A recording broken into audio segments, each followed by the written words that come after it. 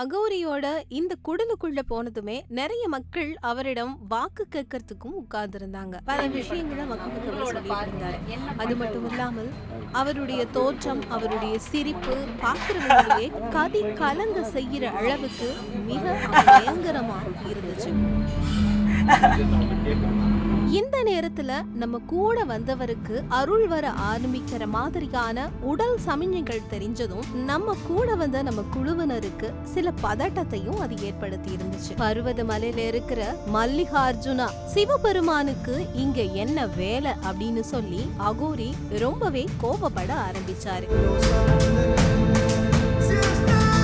சுடுகாட்டு காளிய வாலாயம் செய்யற அகோரிக்கும் மல்லிகார்ஜுன சிவனுக்கும் இடையில ஒரு வாத பிரதிவாதம், தர்க்கம், சண்டை அப்படின்னு சொல்லி இந்த காணொளி முழுவதும் அவர்களுக்கு இடையில இருக்கிற சில பரிபாஷைகள், அவங்களுக்குள்ள இருக்கிற உடல் மொழிகள் அப்படின்னு சொல்லி ஒவ்வொரு கணமும் அங்க கூட இருந்த நம்மளுக்கு திக் திக் தருணங்களாதான் இருந்துச்சு. கண்களை அகலமா விரிச்சிட்டு இருந்த அகோரி கண்கள்ல இருந்து கொஞ்சம் கொஞ்சமா கண்ணீர் வழிஞ்சதையும் நம்மளால பார்க்க முடிந்தது.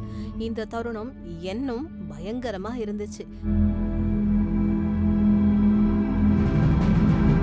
என்ன நடக்குமோ அப்படிங்கிற ஒரு பதட்டத்திலேயே நாம இருந்துட்டு இருந்தோம். ஆனா ஒரு கட்டத்துக்கு மேல நிறைவா 2 பேருமே சமாதான நிலைக்கு வந்திருந்தாங்க. கூட இருந்த எங்களுக்கும் அப்போதான் மன நிம்மதியே ஏற்பட்டுச்சு.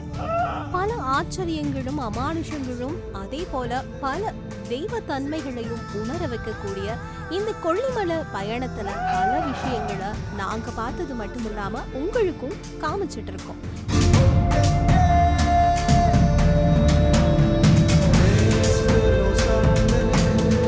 36 வருட அனுபவம், 23 கிளைகள் கொண்ட சுற்றுலா நிறுவனம் ஸ்ரீ முருகன் டிராவல் ஏஜென்சி. தொடர்புக்கு sreemurugantravel.com.